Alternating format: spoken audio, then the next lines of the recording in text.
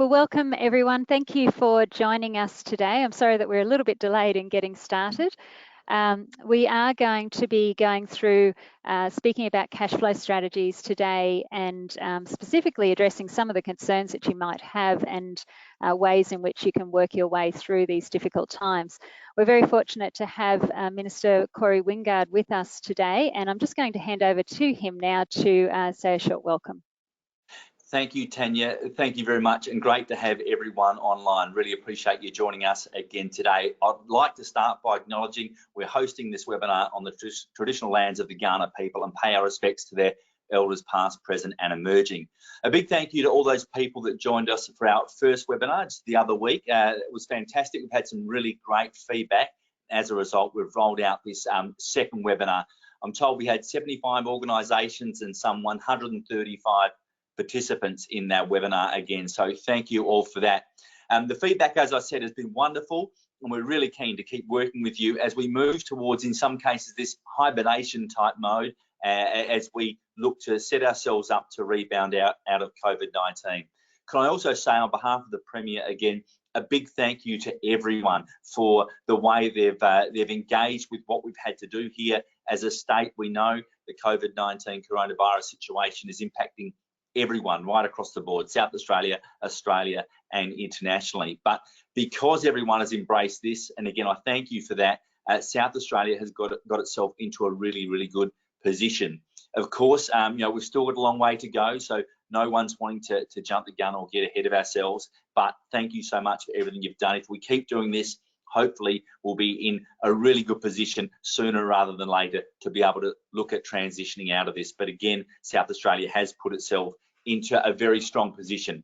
Saving lives and saving livelihoods is very much what we're focused on at the moment. So again, I stress the point that health and well-being is the #1 priority for this government, and making sure that we keep everyone safe. But we do also want to make sure that we're looking after everyone. We know it's been tough out there economically for a lot of people, and in particular in the sport, recreation and racing industry. By way of background, again, for those that aren't aware, a number of stimulus packages have been put in place. Our state government, of course, had the first stimulus package, which put some $350 million on the table to make sure that we're reinvesting in sport and making sure we're keeping things moving forward. That's across the state's perspective. This is when this first happened.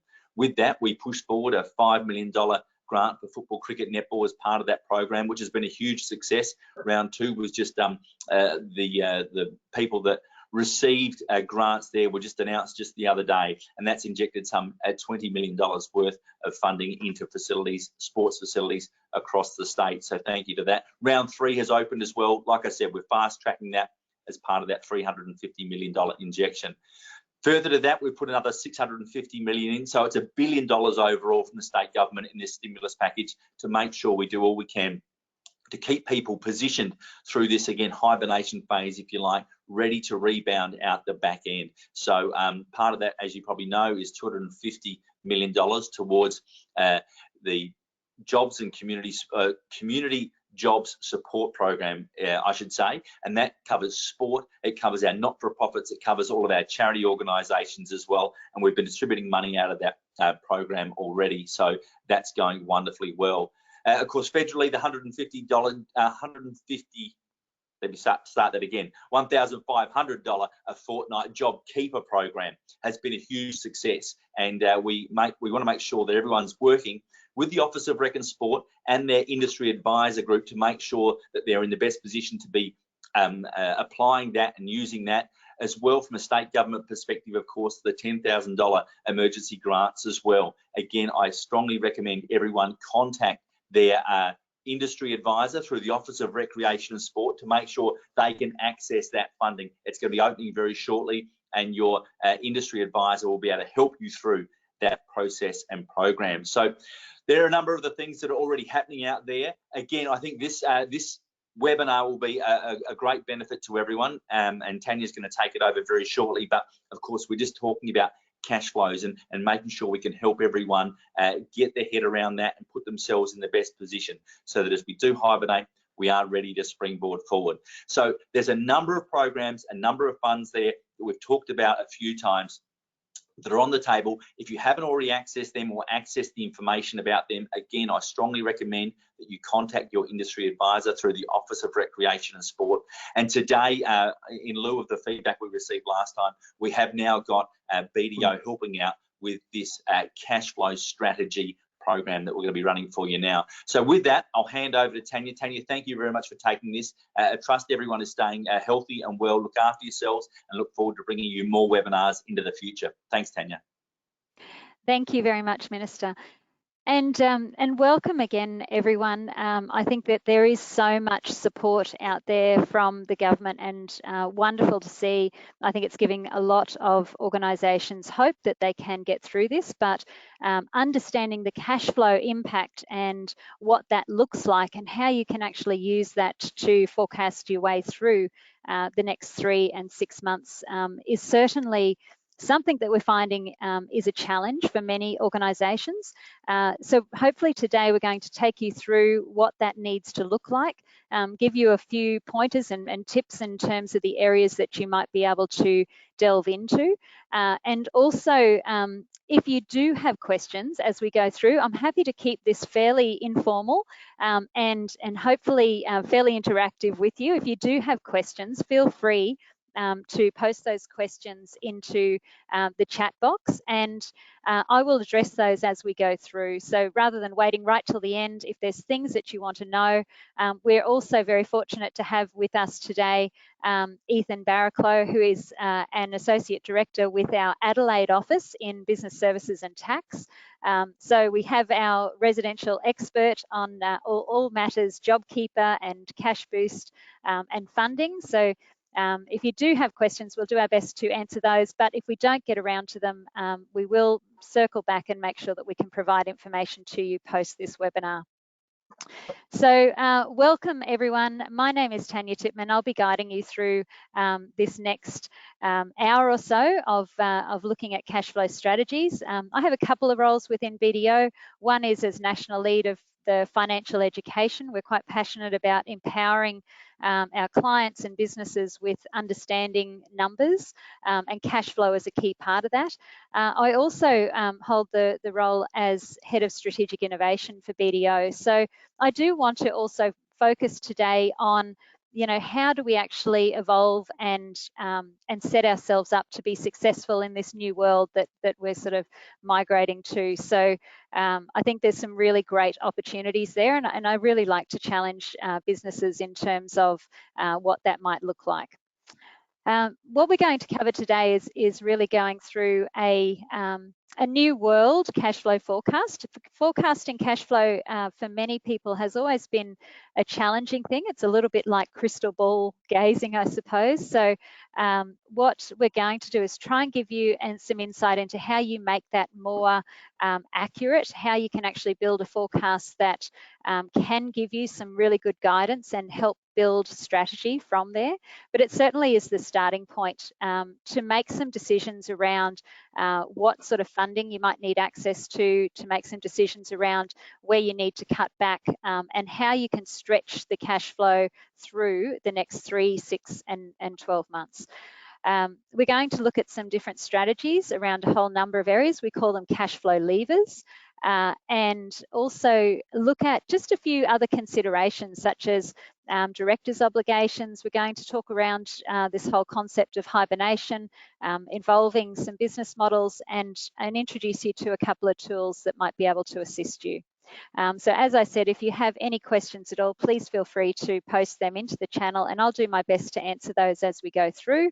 I'll also throw to Ethan with any of your more technical tax questions or some of these tax stimulus packages. Ethan is very much across that, as we are in this world at the moment, trying to sort of sift through and understand all of the logistics around JobKeeper and the cash boost packages. So let's get straight into it.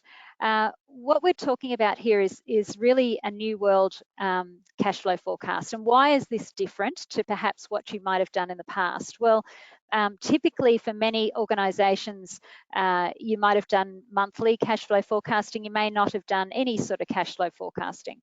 What is important at the moment is to get quite granular in terms of looking at your cash flow.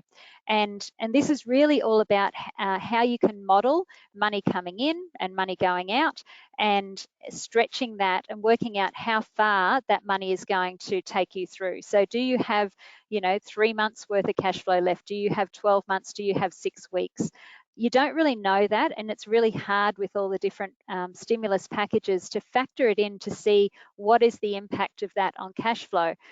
And the benefit of doing it on a weekly basis and having a tool that you're sort of embedding within your process, that you can keep up to date and bring the most relevant information into that cash flow as it occurs, is that you can look out and you can see within the next few weeks that, yes, I'm clear, my cash flow is going to take us through, or no, we've actually got a problem in week 5. But if we know we've got a problem in week 5 and we know in advance, then there's things we can do and levers we can pull to stretch cash flow further. And that's the benefit of having a really good, strong cash flow process within the business, within the organisation, that gives you certainty. Because I think what I'm seeing a lot at the moment within many businesses and many organisations is panic, and people sort of grabbing everything they can, deferring things. That's great, but what we want to make sure is that you're not creating a bigger problem at the other end of this. A lot of the options that are available might be around deferral of expenses or deferral of commitments, but that doesn't mean that at the other end you don't have a bigger problem. So just understanding and building strategy in a way that you have some certainty and you have all the facts and the data in front of you to make good strategic decisions around what you actually need and what you don't need. So when we're talking about a cash flow forecast, for those of you who have not looked at or done any sort of form of cash flow forecasting in the past, this is really about getting understanding and modeling the cash flow. So money coming in, money going out, and the timing around it. And what we often see is that we can sometimes move things out by 1 week or 2 weeks, and it can have quite a big impact on the overall bottom line cash flow forecast. So what we are encouraging people to do is, when they're looking at their cash flow forecast, break it down into more granular pieces. So when we're talking about inflows, we want to actually see inflows in terms of what is the automatic money that's coming in, but also what is the variable income that's coming in. And when I say automatic or variable, that's in terms of, I suppose, these are the things that are just going to come in without, that are going to come in on a certain date in terms of inflows. These are the ones that actually we might need to chase up. So it might be accounts receivable. It's someone else's decision in terms of when that money comes into our bank account. We don't have the control over it. And that's very important to make that distinction, because when you can do that, then you can immediately see the things that you can influence and the things that you can't. And the same with money going out. So when cash is going out of the organisation, then you've got certain ones that are going to be automatic. You might have signed up to subscriptions or to some form of payment plan. Money's going to go out on a certain date, and you don't have control over that. But you also have expenses where you make the decision in terms of when that money goes out. You've also got wages, you have tax commitments. So there's a whole lot of different elements of, I suppose, the nature of money flowing out of the business.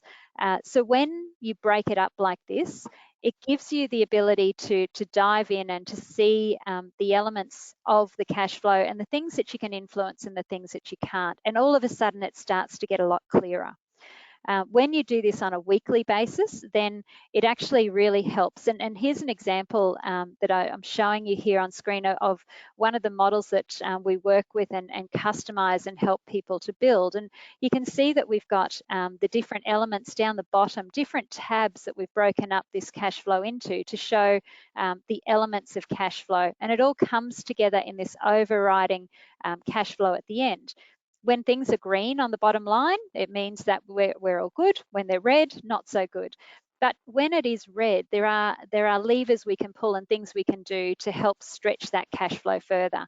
So just having that overall clear picture and looking out for a number of weeks to see how far your cash flow is going to sustain you is a really, it's an essential tool for all businesses, all organisations at this point in time. And if you don't have something like this in place, then I'd highly recommend that you do put a tool in place and a process behind it to get this level of certainty. You can't make decisions without it at the moment.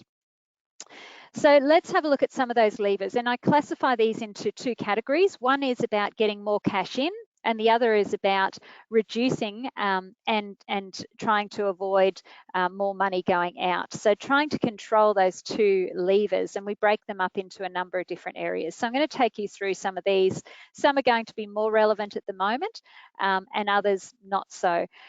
So first one I'm going to talk about is expenses. So this is where you're looking for areas in your business to eliminate unnecessary costs that you might have.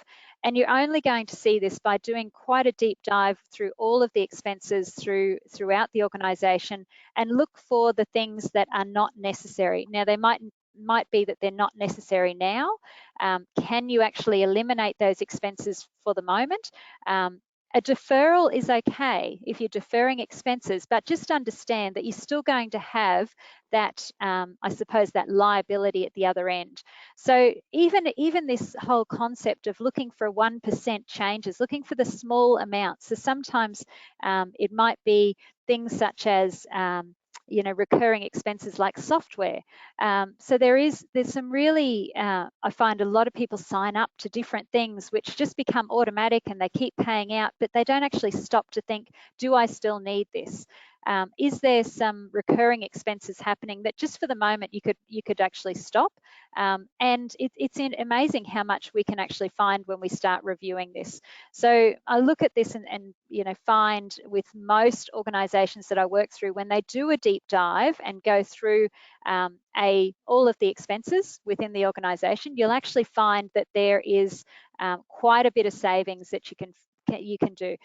Car parking is a big one. It might be, we're all working from home at the moment. If you're paying for car parking in your organisation, then perhaps that's something that you can renegotiate and put on hold. Does that impact in terms of at the other end of this that you might not have access to those? Well, maybe that's something that you can revisit at that time. You might be able to negotiate doing a lesser amount.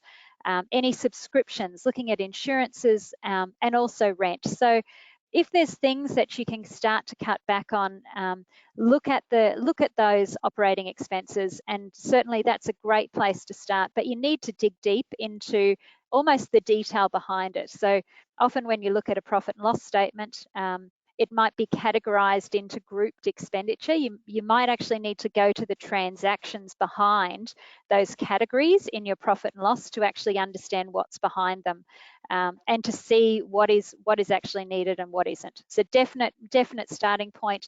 Highly recommend, if you haven't done this already, that you really need to review all of your expenses and determine what is required now for the next 6 months, and whether or not you can actually renegotiate some of those at this point in time.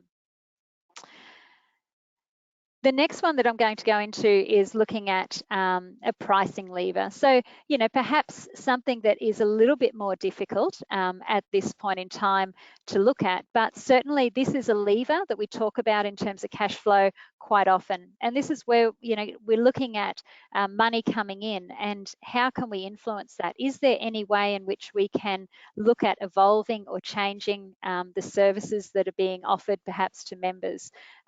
Look at the value that you're delivering and ensuring that we can keep that money coming in and justify membership. How do you deliver value, and how do you do that perhaps differently to how you might have done it before?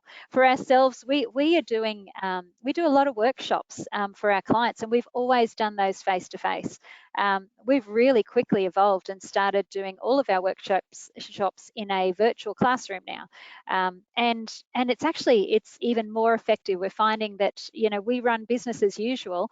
We're just running it now in the virtual world. So I really think it's worth challenging thinking and saying, how can you run business as usual as much as possible, continue to deliver value, but just do it in a way where you're adopting some of these virtual tools and resources that are available now. Next one is around, again, money in, so looking at increasing volume. So, how can you look at continuing to engage, retain, keep membership flowing, making sure that you're looking at keeping that business as usual from a volume point of view. So if you volume is going to start declining. So if your membership's declining, if the people that you're engaging with is declining, then that's going to have a massive impact. But there are many examples of organisations and businesses that are managing to evolve and maintain those numbers. And that really, it's about evolving thinking and making sure that you're continuing to deliver value, you're continuing to retain as many people as you can, and ensure that you're delivering what they need. Because just because we're in a social isolation situation doesn't mean that we don't need to continue to be engaging. The next one that we're going through is in terms of looking at any outstanding invoices. So if you do have accounts receivable, if you have money that is owed to you, this is a really big area, and it's something that I think a lot of organisations are putting a lot of focus and extra resources around at the moment. And that is around ensuring that you're following up any outstanding invoices. And this is something you've got to stay very closely to monitor daily. This is not something that you want to leave and only be touching base on a monthly basis. So put additional resources perhaps within your organisation onto ensuring that any outstanding accounts are being collected. If people are in a situation where they can't, then it might be about trying to negotiate some payment plans, but just trying to ensure that you keep that money flowing in that is owed to you. That's a really important piece. So dedicate resources to that, review your systems and processes around it, and get on the phone, get on the front foot, and actually work through to ensure that you protect this part of the business. Now, the next one that we're going to go through is in terms of utilising assets in the business. So this is kind of what we're referring to as an assets lever, and all organisations have items of assets on their balance sheet. So how can you look at repurposing them? How can you look at potentially selling any underutilised assets or refinancing? So this is quite an interesting lever, and we're seeing some really interesting trends in terms of how people are repurposing assets that they have in their business and renting them out to members, or to do things differently, because it really is quite quite an innovative way to keep money flowing. And rather than have assets sitting there underutilized, how could you actually do something about those assets in order to keep revenue flowing from them? So that's a really interesting one to perhaps put some thoughts around. Now, we've got a couple of questions that we've got coming through, and I'll just pause for a moment. One of these is just in terms of cash provisions. So should cash provisions for statutory obligations such as accrued annual leave and long service leave be included in available cash? So in terms of when we're looking at a cash flow, what we're doing is modeling the cash coming in and the cash going out. So essentially, we're modeling the cash movement, so which is your bank account. In terms of these particular liabilities, if there is a position that you're going to be paying those out in the future at a certain point in time, then yes, you would schedule those in to be taken up as part of your cash going out. But they essentially sit on our balance sheet. And as we're going through this, one of the important things to understand is that cash flow is one piece of your sort of financial puzzle. You also have your profit and loss statement, and you also have a balance sheet. And if you take a view and totally focus on only one, you're only getting part of the picture. So to that question, it is really important to understand the liabilities and to continue to review and ensure that you're not taking on more and more liability that will essentially put you in a worse situation at the other side. You've got to manage that balance sheet position and your leverage. You've also got to understand the commercial model and try to ensure that from a profit and loss point of view, you're evolving and continuing the organisation to keep operating throughout this period. And then we look at the cash flow position, which is really, the funding elements. What funding do we need and how long is our cash flow going to stretch through? So hopefully that gives you a little bit of context. But what I would say to that, do you need to include it in cash flow? Well, only if it's going to be money that's going out. It's really a balance sheet position that we're monitoring our liabilities as we go through.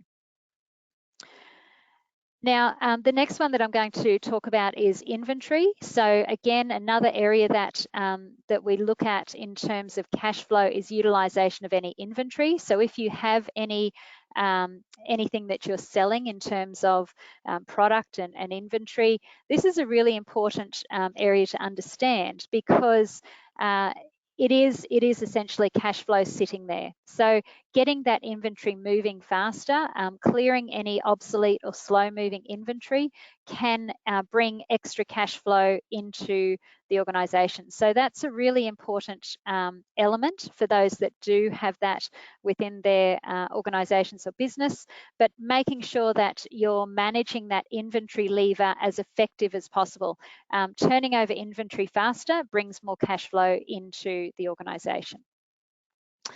And the other one that we're going to also touch on then is staffing. So this is a big one, and it also goes into the JobKeeper and PAYG cash boost piece, because looking at staffing, and this has been a key piece for our government to keep people employed.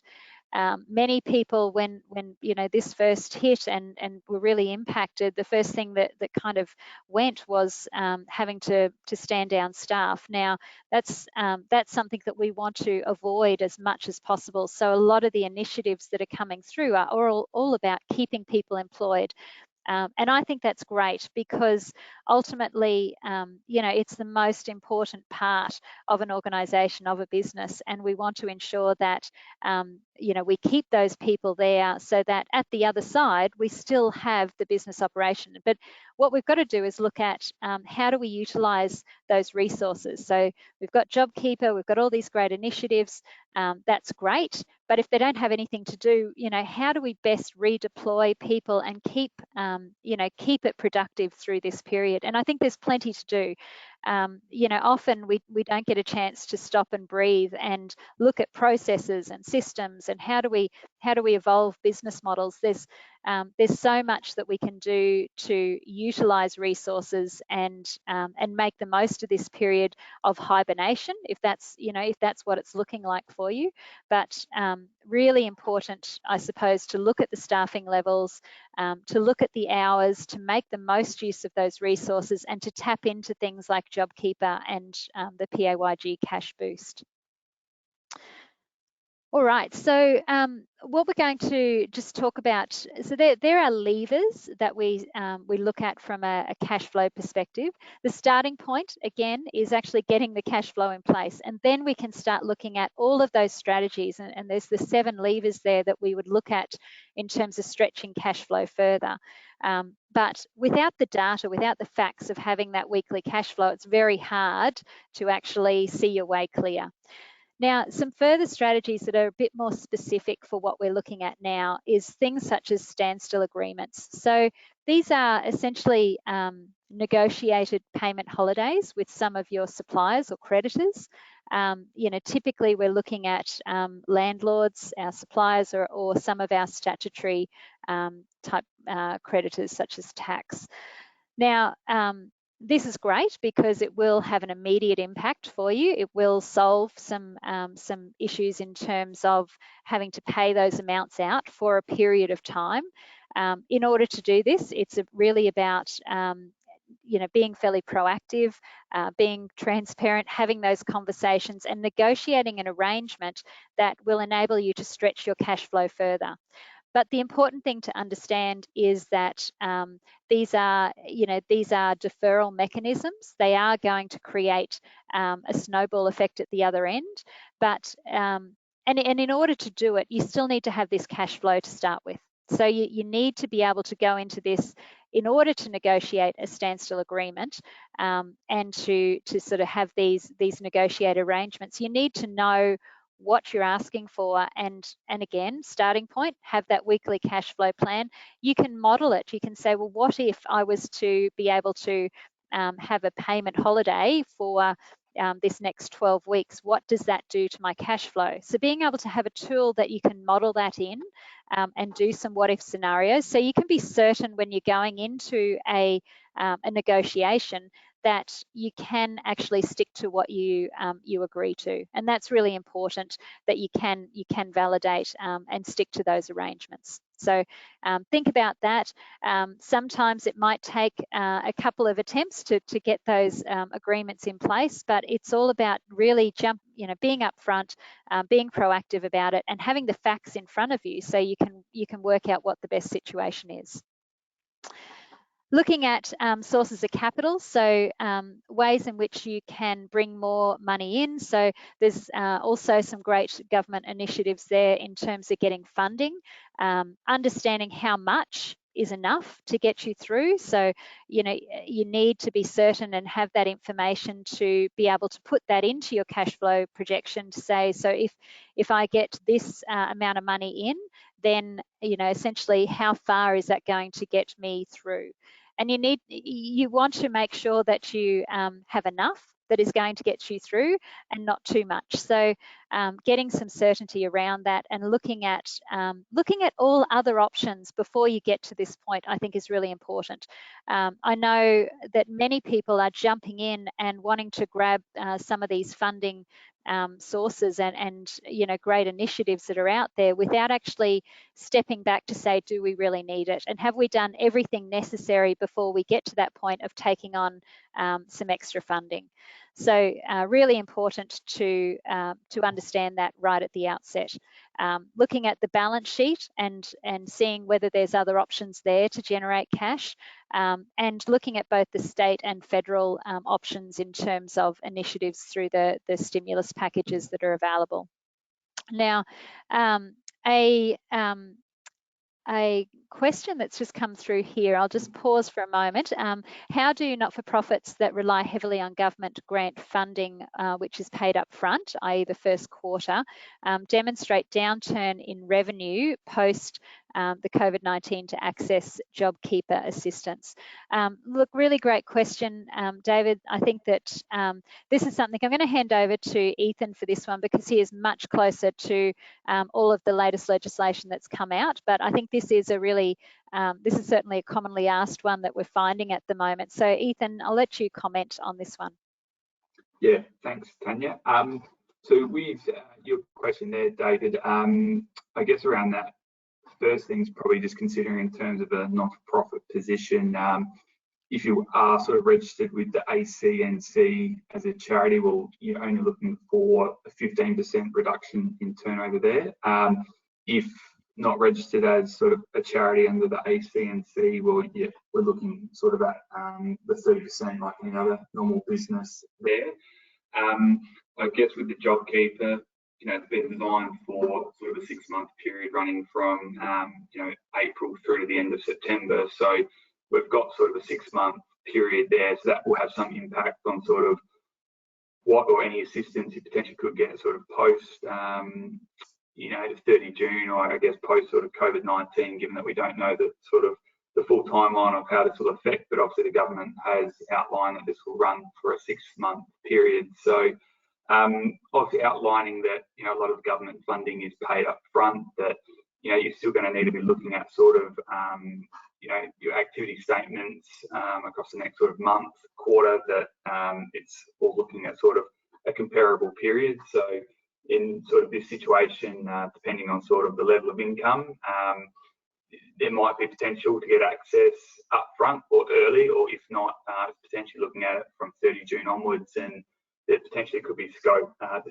still look at the JobKeeper for potentially a 60 to 90 day period post, say, 30 June. So, you know, regardless of sort of how the cycles of funding come in, a lot of it is based around sort of the turnover and what would be reported in the activity statements, and that's sort of the first way to look at it. There have been guidelines around what they're calling this alternative test, and that's where there's, you know, factors within the business, you know, dependent on the way you invoice or the way you're funded, that potentially give employers and businesses the scope to access the JobKeeper. So I'd probably suggest in that instance as well that, you know, if the 30% or potentially the 15% downturn provision is going to be difficult in this circumstance, that you also look at the alternative tests as well. So that's probably what I'd say to that. If I throw it back to you now, Tanya. Thanks, Ethan. Yeah, there's certainly there's quite a bit in terms of looking at if you don't fit that standard approach of a 15% downturn, there is certainly some availability for you to put your case forward. So certainly something to keep in mind. The other thing is our tax experts nationally for BDO did a webinar last week, just after all of the draft legislation was released. And so if you go to the BDO website, there's some great resources around COVID-19, which you can access as well. So thank you very much for that question. We'll just keep moving on. One of the, and on all of that, the stimulus and support packages, I think everyone is very much across what's out there, trying to navigate it at the moment. And actually, you know, one of the things I'd bring to your attention, particularly if JobKeeper is a key one, certainly there's a lot of information now coming out, a lot of frequently asked question type articles that are coming out. And I think that it's really important to understand that there is a lot of an administrative process in terms of going through and registering for it and getting your staff registered for it. So if that is something that you're wanting to tap into, please, you know, let us know. We can provide you with some information around it. There's also the webinars available on our website, but get in and get yourself registered is the big message, and then you will actually be in the loop in terms of information coming through, and there's some quite tight timelines there to adhere to. And I think I've mentioned a few parts there around ensuring that you understand the long-term impact in terms of these deferrals. And that's kind of the biggest concern I have for a lot of organisations and businesses at the moment, is that deferral seems a really easy option. But my concern is that we're just creating a bigger problem at the other end. So I would much prefer to keep deferrals as, you know, I guess a last resort, and even taking on additional liabilities in terms of loans as a last resort, because I think that there's often, you know, what I would say a lot of fat within businesses, within organisations, and actually going through, it's a really good opportunity to start stripping back, you know, going lean, getting better business processes in place, and starting to evolve business models. You know, we see a lot of organisations and, you know, have conferences and all those sorts of things, and travel. Well, we're not doing that now, and it's interesting to see perhaps at the other end, will we travel so much anymore, and perhaps our travel budgets will start dropping down. But, you know, let's just actually think about going lean before we start taking on additional liabilities. I think that's a really important thing to take out of today. So some other helpful tips that I just wanted to take you through. One of the things is really, you know, to keep in balance and keep looking forward. So we're certainly going to see, I suppose, quite a change in what our organisations, our businesses might look like in another 6 to 12 months' time. And I think that represents a great opportunity. And perhaps putting my innovation hat on, I think that there's some really great things that we can start tapping into and challenging our thinking with, in terms of, how will we do business differently in the future, and what will the impact of the habits that we're creating at the moment have in terms of the way that we interact with our members and with our people and with our customers. So keep a balanced view. Remember that cash flow is one element of what you need to look at. You need to think about the business model itself and ensure that you have a commercial business model that is going to be future-proofed, and that you look at the opportunities that some of this might create for you. Continue to keep assessing your plan so that when you get a cash flow in place, and the reason that I really like to empower and educate people around cash flow models and get them to put it into play in their business is, this is a business process. You need to have a strong cash flow process within your business where you can understand the levers that you can pull, you can understand the way in which you can stretch cash flow, and you can see it and interact with it on a daily basis.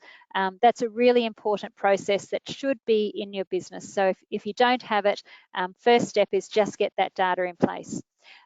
Continue to then touch base with that, and as you build your cash flow out, as you then look at taking the most relevant information that you have and put that into place, it becomes more and more accurate. So your 12-week forecast, 12 weeks out, might not be as accurate as you'd like it to be, but if you're refining it week on week with the latest information that's coming to hand, you will get a very accurate view of the next 3 to 6 months, and that just grows the more work that you put into it. So in terms of the final point there is just avoid collecting liabilities. I can't say that enough. Really try to ensure that you keep your balance sheet in check. So continue to focus on looking at what liabilities you have. Your leave accruals are part of that. So that is a liability that you should be recognising and having there on your balance sheet. But so is any of these deferrals. So if you're deferring some expenses, that will keep accruing as a liability. And so you need to ensure that you're across any of those deferred elements and the liability that it's creating, and ensure that it doesn't get out of hand. Now, another question that's come through, and this is something in terms of in respect to the $10,000 emergency fund. It's not clear what's considered an emergency. So any guidance on that? Ethan, can you comment on that at all? Yeah, so with that one, we're talking about the SA state government coming out with the $10,000 emergency sort of cash grant. So a few sort of criteria things there, and obviously the keyword around emergency. So the guidance we're seeing at the moment, obviously the criteria being that you've got sort of an annual payroll of $1.5 million or less. Your organisation needs to be turning over at least 75,000 or more per annum. And I guess the other key is around, what is considered sort of an emergency. So the key points they're putting around that is that you have been, highly impacted by COVID-19. Obviously, that's very subjective, but from our perspective, working with other clients across the SME space in SA here, that a real indicator around that is that if you're going to be receiving the JobKeeper indicating that your turnover is dropping by 30% or greater, that's going to be an indicator that you are experiencing sort of that downturn, and then this emergency sort of cash grant will be an option for your organisation. So once again, that's going to be one way to be able to substantiate it, but there's also other means, and just being able to show that when you go through the application process, if it's not that you're receiving the JobKeeper, there might be other avenues, if it's indicators in your business or other factors that are affecting, obviously, the profit cash flow of the organisation based on the impacts of COVID-19 at the moment. So Ethan, by the sounds of that, you know, getting the data and actually being able to prove that it's, you know, that funding is required, I suppose, you know, becomes quite important as part of that. Yeah, So definitely. getting cash flow forecasts in place. Yeah, definitely. I think being able to just, substantiate, show sort of the impacts that it might be having on, your business, and, cash flow is perfect. That most businesses throughout this process at the moment are experiencing strain, and cash flow is obviously the leading indicator of that. So the more, people can be across that, that's going to help sort of when you're going through the process of sort of these applications for grants from, the state government in this case. Yeah. And one of the most misunderstood parts, I think, in financial statements is between a profit and loss and a cash flow, and they're two very different financial statements. So your cash flow is really looking at cash in, cash out, whereas there's profit and loss timing elements and various parts of accruals that mean that your profit and your cash flow are very different things. So, you know, having all three in place, profit and loss, a cash flow, and your balance sheet is just a critical part of sort of understanding your financial position. Now, just one quick question: is the 10K South Australian Government Emergency Fund available to payroll tax exempt organisations? Quite a specific one there, Ethan. Do you have any insight on that one? Yeah, so with that one there, once again, subject to your annual payroll being less than 1.5 mil. So if that is the case, you're going to be exempt from payroll tax in this case. So the key with that it's 1.5 million on an aggregated basis. So if you've got connected businesses or companies, they do come into the fold. But as long as you are below that 1.5 million and not remitting payroll tax, because obviously the state government has come out and provided relief around payroll tax up to annual wage amounts of up to $4 million. So subject to being below that 1.5 and satisfying the other criteria, you'd be fine to get access to this emergency grant. Awesome. Great. Thanks for that, Ethan. All right. Now, one other thing I just wanted to touch on is just in terms of your role as a company director. Now, there has been some changes which have come through in terms of the legislation and in amongst all of the stimulus around having a 6-month moratorium on insolvent trading, which is great. So that, in terms of giving people a bit of relief around, I suppose, some of these director obligations and creditor demands. So the thing that's really important to understand about this is that this isn't a complete blanket coverage. So as a director under the Corporations Act, you have certain obligations. One of those is around insolvent trading. So that's ensuring that you have sufficient cash flow to see your way through, and that you don't have too much debt there that you can't actually cover. So ensuring that you're not insolvent is certainly one of them. But there's also fiduciary duties such as acting in good faith, care and diligence, acting for a proper purpose, and also keeping of financial records. So you have a lot of obligations as a director. This particular sort of carve out doesn't extend to all of the director obligations. It's just looking at this insolvent trading piece. So it's just recognition that there is going to be some situations where people, cash flow is going to be strained, and that potentially in businesses will be in a situation where they may appear to be technically insolvent. So it's covering them around this, but it isn't covering around all director obligations. So I just wanted to touch on that fact because, many of you may be directors of organisations, and there is definite financial obligations and fiduciary duties there that you still have to maintain. So staying across the financial position of the organisation is really, really important. So do keep that in mind, and don't think that it's kind of everything's off the table. There's certainly only certain provisions there that are covered. In terms of being proactive, I suppose, around options that are available, There's lots, I think, of goodwill out there. There's lots of people that are experiencing the same thing. People are being really supportive and all working together, and we're seeing it across all organisations at the moment. So, do be proactive. Do look at, if you can't get what you need to stretch your cash flow, in terms of round one negotiations, think about a round two, and actually go back and look at how you can negotiate. Once you get yourself through a certain period, it might be a situation of having to go back and renegotiate for the next period of time. So, excuse me, one of the things that I think is really useful is to operate in 90-day plans. So looking at your first 90-day plan, which is kind of, getting this clarity around cash flow, working out how far you can stretch it.